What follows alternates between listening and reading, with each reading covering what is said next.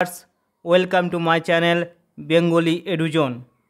আজকে আমরা যে বিষয়টা নিয়ে আলোচনা করব সেটা হচ্ছে বাংলাদেশের সেনাপ্রধান এবং বাংলাদেশের অন্তর্বর্তীকালীন সরকারের প্রধানমন্ত্রী ডক্টর মোহাম্মদ ইউনূসের মধ্যে টানাপোড়েন বা যুদ্ধ।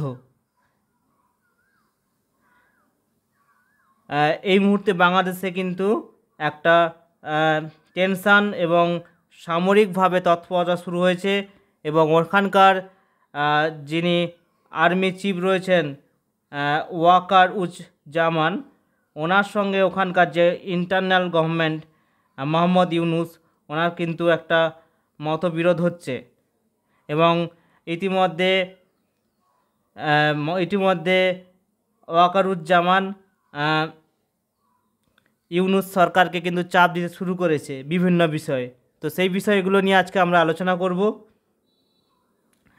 টেনশন বিটুইন আর্মি চিফ এবং ইন্টারিম গভর্নমেন্ট, বিভিন্ন জিনিস নিয়ে এখানকার দুই ক্ষমতা স্তম্ভে দুই প্রধান, তাদের মধ্যে কিন্তু বিভিন্ন মতবিরোধ হয়েছে, যেমন ইলেকশান, ভোট, জাতীয় ঐক্য এবং সেনার কার কথা শুনে চলবে, সেনাতে কার কন্ট্রোল থাকবে সেই নিয়ে।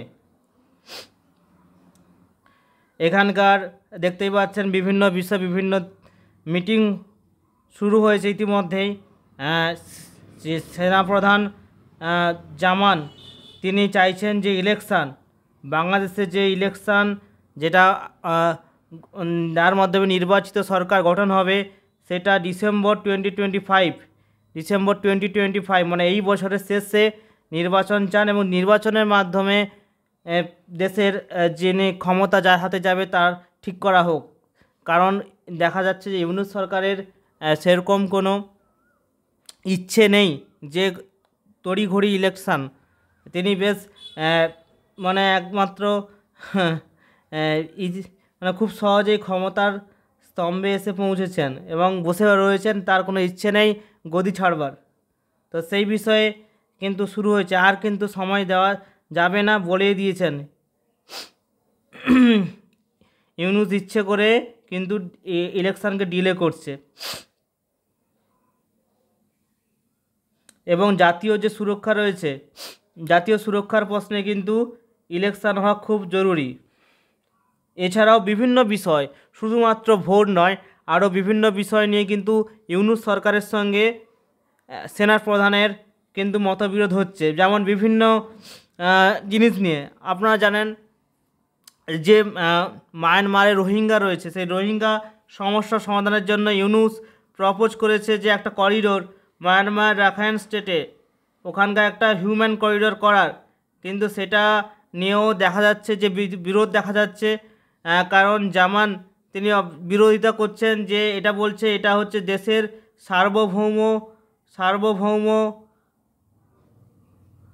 সার্বভৌমত্বের একটা ক্ষতি হতে পারে, দেশের কোনো ইন্টারনাল সিকিউরিটি থ্রেট হতে পারে, সেই সব জিনিসগুলো কিন্তু দেখা যেতে পারে। এছাড়াও রয়েছে বিভিন্ন ডিপ্লোম্যাটিক প্রেসার। জানেন যে বাংলাদেশে কিভাবে মৌলবাদী সংগঠন এবং মৌলবাদী জিহাদি সংগঠনগুলো কীভাবে সরকারের মাথায় কিন্তু চেপে বসেছে। তো বিভিন্ন ডিপ্লোম্যাটিক যে রিলেশানগুলো বাংলাদেশের সঙ্গে তার প্রতিবেশী যেমন ভারত সবচেয়ে বেশি ভালো সুসম্পর্ক থাকতো, সেই সুসম্পর্ক কিন্তু নেই। সরকার যাবে আসবে, কিন্তু একটা দেশের সঙ্গে একটা দেশের তো সম্পর্ক ভালো থাকা দরকার। বিভিন্ন ডিপ্লোম্যাটিক ইস্যুতেও ইউনূস সরকারকে দেখা গেছে জেহাদি মৌলবাদীদের প্রশ্রয় এবং তাদের হয়ে সিদ্ধান্ত গ্রহণ করতে। এছাড়াও গত বছর দেখেছেন যে বিভিন্ন খুনি অপরাধী জঙ্গি যারা বিভিন্ন বাংলাদেশের জেলে বন্দী ছিলেন, তাদেরকে তিনি কিন্তু মুক্ত করেছেন ইউনূস মুক্ত করেছেন র্যাডিক্যালস এবং বিডিআর যে জঙ্গি বাহিনী যারা রয়েছে তাদেরকে কিন্তু মুক্ত করে ছেড়ে দেওয়া হয়েছে। ফলে তাদের মধ্যে আবার বিভিন্ন অপরাধমূলক কর্মকাণ্ড কিন্তু তারা ঘটিয়ে চলেছে। তো এই সব বিষয় নিয়ে কিন্তু একটা জাতীয় যে সিকিউরিটি, জাতীয় যে একটা থ্রেট, জাতীয় সুরক্ষার প্রশ্নে সেটা কিন্তু দেখা যাচ্ছে। ফলে সেনা প্রধান কিন্তু সরাসরি ইউনূস সরকারকে চাপ দিতে শুরু করেছেন যে আপনি কিন্তু গদি ছাড়ুন এবং অবিলম্বে নির্বাচন করান। অন্যদিকে যেটা ইউনূস সরকার যেটা চাইছে যে মিলিটারির যে ক্ষমতা সেটা পুরোপুরিভাবে সরকারের হাতে থাকুক এবং সেনা প্রধানকে গদি থেকে কিন্তু ছাঁটিয়ে দেওয়ার কথা বলা হচ্ছে এবং সেই জন্য বিভিন্ন প্ল্যানিং তারা কিন্তু করে চলেছে। এই গোপন খবর কিন্তু সেনা প্রধানের কাছে পৌঁছে গেছে। তো সেনা প্রধান কিন্তু তার বিভিন্ন জিনিসের একটা তাদের প্রথম থেকে নিজের সুরক্ষার জন্য কিন্তু বিশেষ কিছু তারা কদম নিয়ে চলেছে। যেমন বিভিন্ন বাংলাদেশের জনগণ যারা রয়েছে তারা কিন্তু গ্যাদারিং করতে পারবেন না, জড়ো হতে পারবে না, সেনা প্রধানের ঘরের সামনে বা ঘরের কাছে প্রতিবাদ বা বিক্ষোভ দেখাতে পারবে না। এবং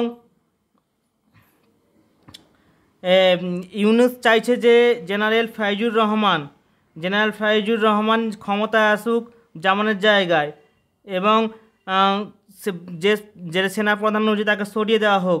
বিভিন্ন লবিবাজি শুরু করেছেন, মানে ক্ষমতা মিলিটারি কন্ট্রোল কার হাতে থাকবে, দেশে কিন্তু এইটা নিয়ে সমস্যা তৈরি হয়েছে।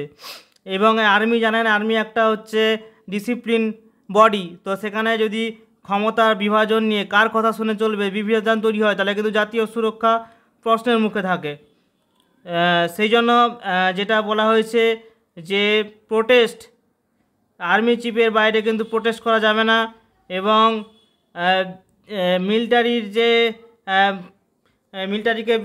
মিলিটারির বিরুদ্ধে সরাসরি প্রতিবাদ বা প্রতিরোধ করা যাবে না। তো মোদ্দা কথা যেটা বলার সেটা হচ্ছে কিন্তু ইউনূস কিন্তু বেশ চাপে রয়েছেন। ইউনূস কিন্তু পদত্যাগও করতে পারেন। বিভিন্ন দেশে বিদেশে বিভিন্ন চাপের মুখে কিন্তু ইউনূস রয়েছেন। ইউনূস কিন্তু অন্তর্বর্তীকালীন সরকারের বিভিন্ন বাজে সিদ্ধান্ত এবং মৌলবাদীর সিদ্ধান্তের চাপে পড়ে কিন্তু ইউনূস সরকারকে বিভিন্ন বিশ্বের সামনে কালিমালিপ্ত হতে হয়েছে এবং বেশ চাপে রয়েছেন। ইতিমধ্যে জানেন ভারত তার কিন্তু বিভিন্ন মাল বা বিভিন্ন জিনিসগুলো যারা বাংলাদেশ থেকে আসতো আমাদের স্থলবন্দরে, সেগুলোকে কিন্তু ইতিমধ্যে বন্ধ করে দেওয়া হয়েছে এবং বিভিন্ন সময় দেখা যাচ্ছে যে অহেতুক টেনশান বাড়ানো হচ্ছে বাংলাদেশ এবং ভারতের মধ্যে। তো বিভিন্ন কারণে কিন্তু ইউনূস কিন্তু বেশ চাপে রয়েছেন। ইউনূসের কথা কিন্তু তাদের সেনাপ্রধান মানছে না এবং সেনাপ্রধান কিন্তু অবলম্বে বলে দিয়েছেন আপনি গদি ছাড়ুন, ডিসেম্বরে 2025-এর মধ্যে ভোট করান এবং অন্তর্বর্তী সরকার থেকে একটা স্থায়ী সরকার গঠন করুন। তো তাড়াতাড়ি কী হবে এদের দ্বন্দ্বে মীমাংসা হয় সেটা কিন্তু লক্ষ্য রাখতে হবে। তো আজকে এই পর্যন্ত, দেখা যাক গতি প্রকৃতি কোন দিকে এগোয় এবং বাংলাদেশের যে সাম্প্রতিক রাজনৈতিক পরিস্থিতি সেটা কোন দিকে দাঁড়ায় সেটা কিন্তু আমাদের লক্ষ্য রাখতে হবে। পরবর্তী প্রতিবেদনে আমরা এই নিয়ে আলোচনা করব।